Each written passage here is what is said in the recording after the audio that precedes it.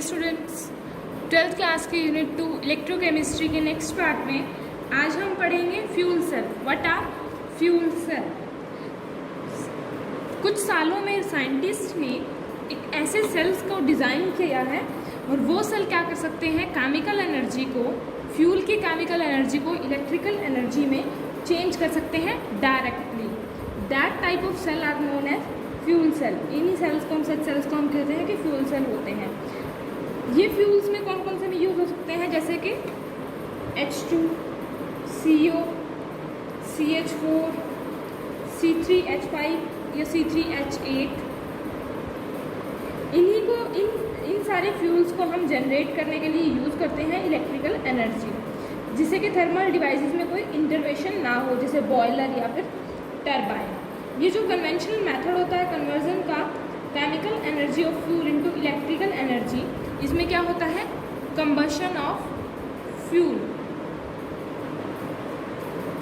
Combustion of fuel से ही हमें वो इलेक्ट्रिकल एनर्जी मिलती है। कंबशन ऑफ फ्यूल से क्या होता है, वो क्या करता है, हीट को लिबरेट करता है, हीट लिबरेट्स, और जो हीट है उसकी वजह से वो जनरेट करेगी स्टीम को, और स्टीम से जो टरबाइन है हमारी, उनको हम स्पिन करा सकेंगे, which are coupled to electrical generator.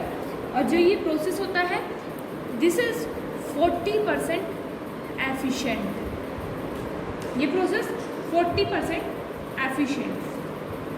जो फ्यूल सेल होते हैं इनको इस तरीके से डिज़ाइन किया गया है कि मटेरियल को हम मोस्टली ऑक्सीडाइज कर सकें और रिड्यूस कर सकें इलेक्ट्रोड पे, जो कि सेल से बाहर स्टोर करते हैं हम।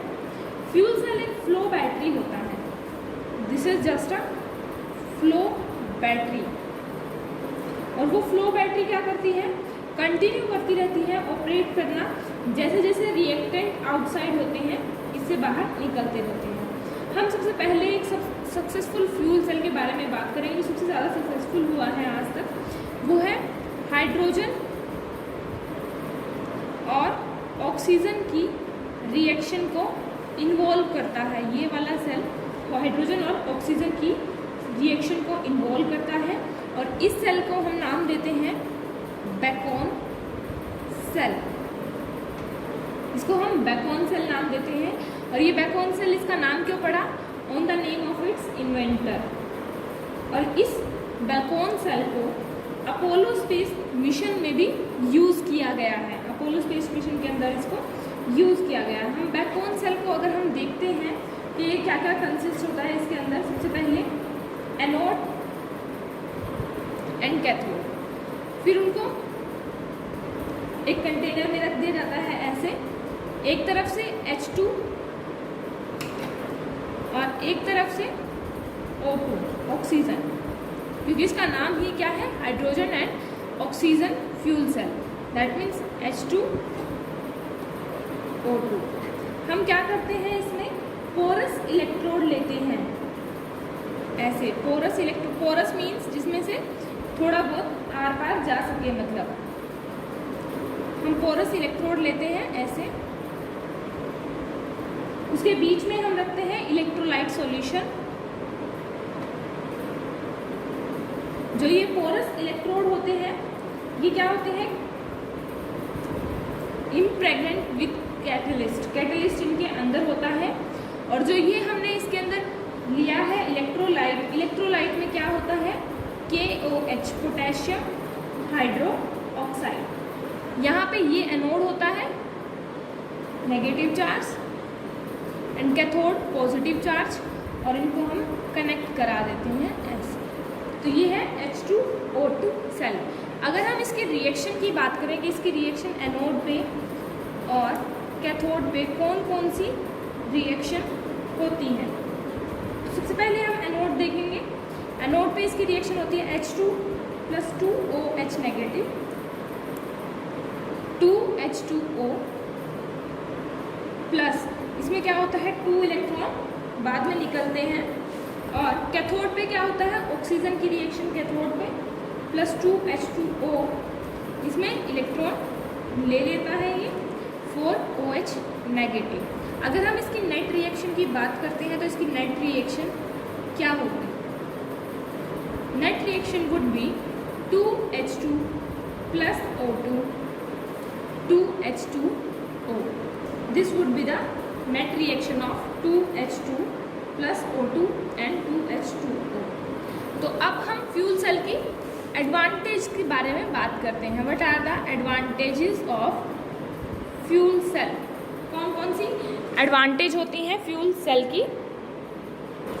एडवांटेज में आता है सबसे पहले पॉल्यूशन फ्री वर्किंग. जब भी हम फ्यूल सेल का यूज़ करते हैं देयर इज़ नो हार्मफुल और objectionable product formed in fuel cell. That means they do not cause any pollution problem. Second one is high efficiency. जो efficiency होती है फ्यूल सेल की वो होती है 70 to 75%.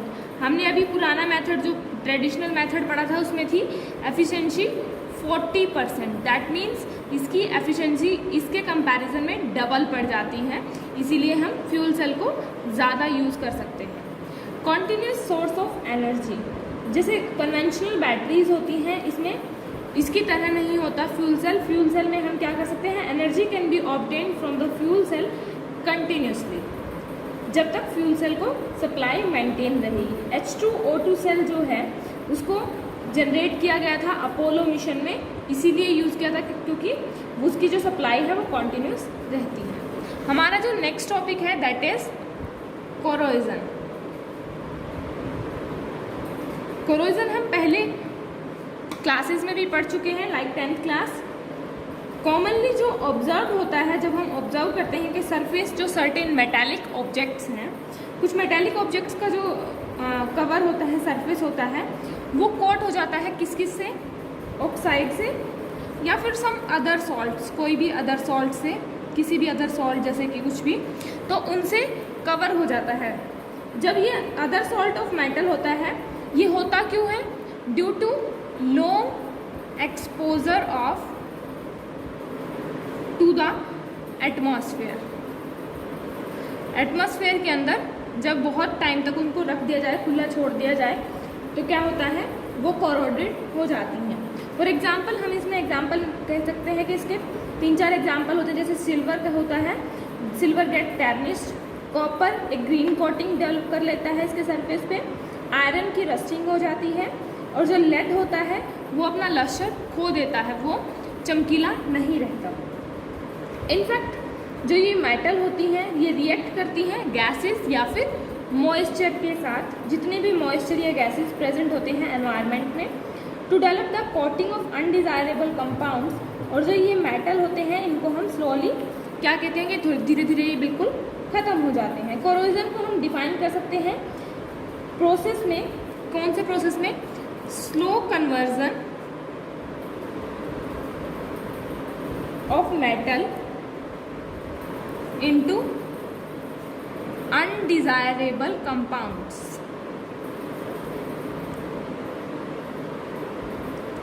हम स्लो कन्वर्जन कर सकते हैं मेटल की अनडिजायरेबल कंपाउंड्स में.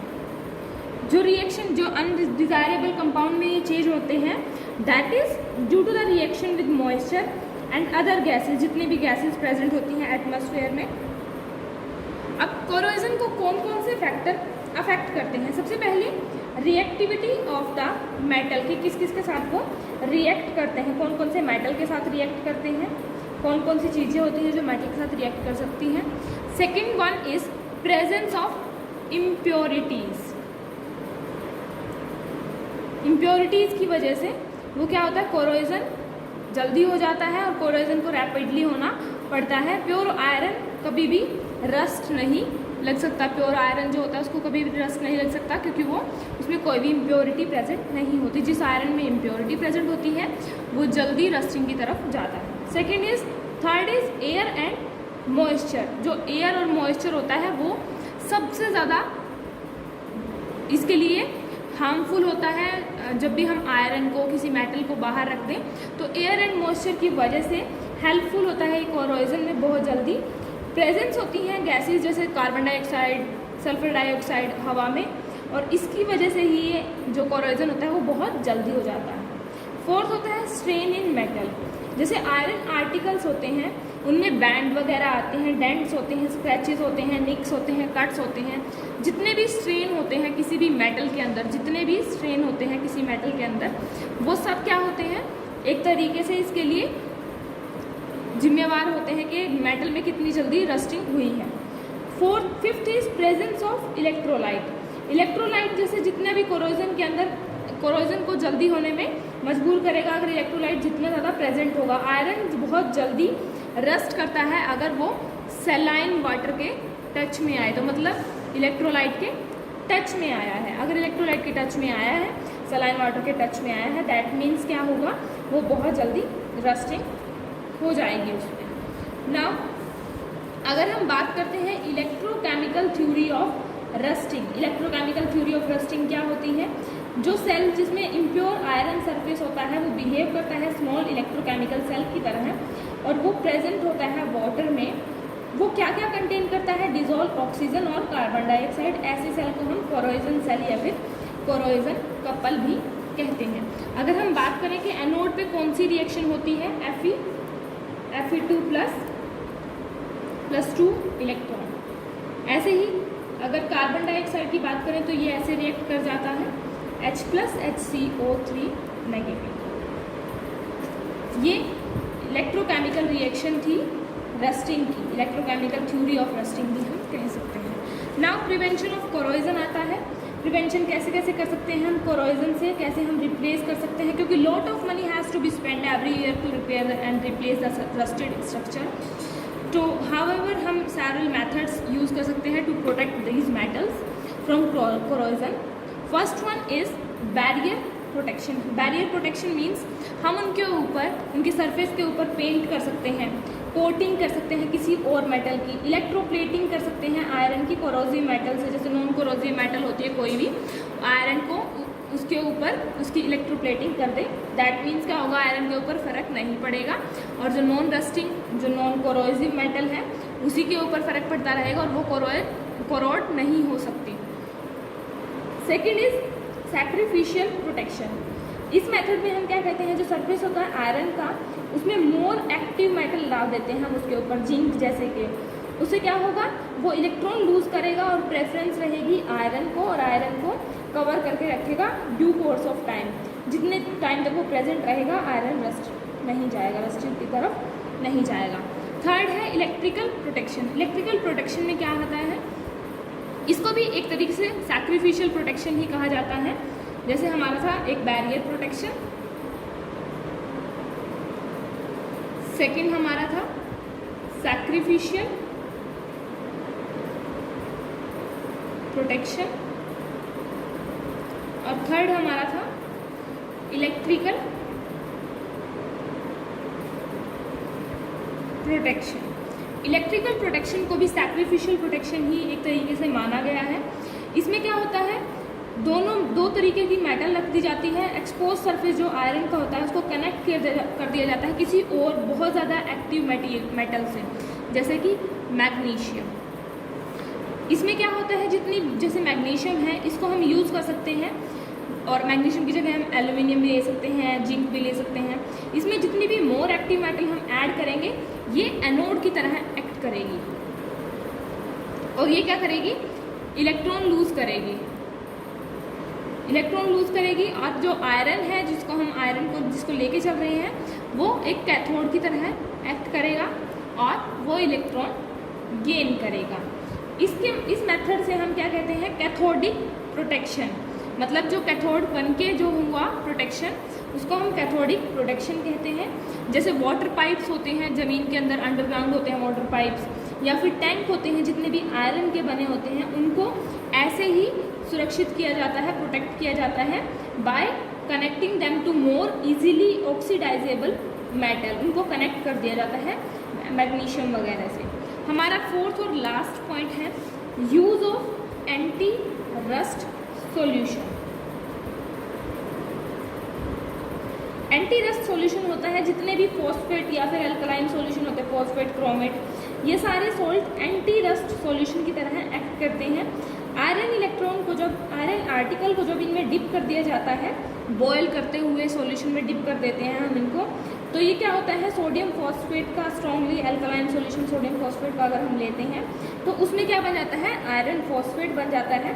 और जो आयरन फॉस्फेट की एक फिल्म होती है इसके ऊपर, वो रस्टिंग के अगेंस्ट एक्ट करती है और प्रोटेक्ट करती है आर्टिकल्स को फ्रॉम रस्टिंग। इलेक्ट्रोकेमिस्ट्री का सबसे लास्ट टॉपिक है हाइड्रोजन इकोनॉमी। हाइड्रोजन इकोनॉमी के बारे में हम पढ़ेंगे अभी। आजकल जितनी प्रोग्रेस और डेवलपमेंट हो रही है किसी भी कंट्री में, वो क्या है, per capita consumption of energy, साथ साथ एनर्जी भी लग रही है। एनर्जी रिक्वायरमेंट क्या करती है, इंक्रीज करती है। More and more people aspire to improve their living standard, उनका लिविंग स्टैंडर्ड एस्पायर होता है, इम्प्रूव होता है। एट प्रेजेंट जो मेन सोर्स है एनर्जी का, that is fossil fuels. Fossil fuels means coal, oil, gas. But इनके कुछ ड्रॉबैक्स भी, हम फॉसिल फ्यूल को यूज़ तो किए जा रहे हैं, but there are some drawbacks of fossil fuel. इनके कुछ ड्रॉबैक्स भी होते हैं। फर्स्ट क्या है, they are getting exhausted very fast, वो बहुत जल्दी एग्जॉस्ट हो जाएंगे। सेकंड है, उनके जो कंबशन से हमें मिलती है CO2, जैसे मेजर प्रोडक्ट जो है कंबशन से वो मिलती है CO2, और CO2 ग्रीन हाउस इफेक्ट के लिए रिस्पॉन्सिबल होती है। ग्रीन हाउस इफेक्ट क्या होता है, इससे ग्लोबल प्रॉब्लम्स बढ़ती हैं। जो माउंटेन्स हैं और उन पे जितने भी पेड़ हैं, जैसे ग्लेशियर्स हैं, वो सब पिघलते हैं ग्रीन हाउस इफेक्ट की वजह से।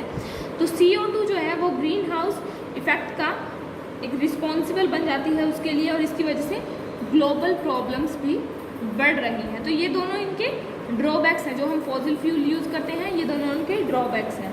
तो हमें फ्यूल्स का यूज़ क्या है, लिमिटेड कर देना चाहिए, ताकि हम इन प्रॉब्लम्स को अवॉइड कर सकें। हाइड्रोजन इकोनॉमी, हाइड्रोजन इकोनॉमी, इन सेल को अगर हम ड्रॉबैक्स आ गया इनका, और इनका यूज़ हमने लिमिटेड कर दिया, तो हाइड्रोजन इकोनॉमी एक ऐसी चीज़ है जो फ्यूचर विज़न है एनर्जी का। This is the future vision of energy. In fact हम कह सकते हैं hydrogen economy, this is a proposal of energy distribution, proposal of energy distribution system. ये एक एनर्जी डिस्ट्रीब्यूशन सिस्टम का प्रपोजल है। वो एनर्जी डिस्ट्रीब्यूशन किस किस पे बेस्ड है, हाइड्रोजन गैस ओनली। ये एनर्जी डिस्ट्रीब्यूशन हाइड्रोजन गैस पे रिस्पॉन्सिबल होगी, प्रपोजल इसी पे डिपेंडेंट करेगा इसका। हाइड्रोजन को हम कैसे यूज़ कर सकते हैं, बर्न के लिए यूज़ कर सकते हैं ताकि वो हीट दे हमें, और फ्यूल सेल में यूज़ कर सकते हैं ताकि वो इलेक्ट्रिसिटी दे हमें। तो हाइड्रोजन को हम एक अल्टरनेटिव सोर्स की तरह यूज़ कर सकते हैं जो रिन्यूएबल भी है। जो हम फॉसिल फ्यूल यूज़ कर रहे हैं, दैट आर नॉन रिन्यूएबल। अगर हमने एक बार उनको बर्न कर दिया, दैट मीन्स वो हमने उनको एग्जॉस्ट कर दिया वहाँ से जितना फ्यूल हमारे पास था। बट हाइड्रोजन गैस जो जिससे हमें एनर्जी मिलती है, अल्टरनेटिव सोर्स ऑफ एनर्जी है, ये रिन्यूएबल भी है। जो विज़न है हाइड्रोजन इकोनॉमी का, वो इलेक्ट्रोलिसिस ऑफ वाटर में, जैसे सोलर एनर्जी यूज़ करना, फ्यूल में यूज़ करना, फ्यूल सेल यूज़ करना, ये सारी जो टेक्नोलॉजीज़ हैं ये इलेक्ट्रोकेमिकल प्रिंसिपल पे बेस्ड रहेंगी।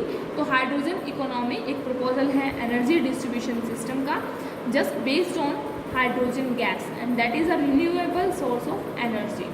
So students, this was our chapter electrochemistry. If you have any doubt or query, so you can ask in comment section. Thank you.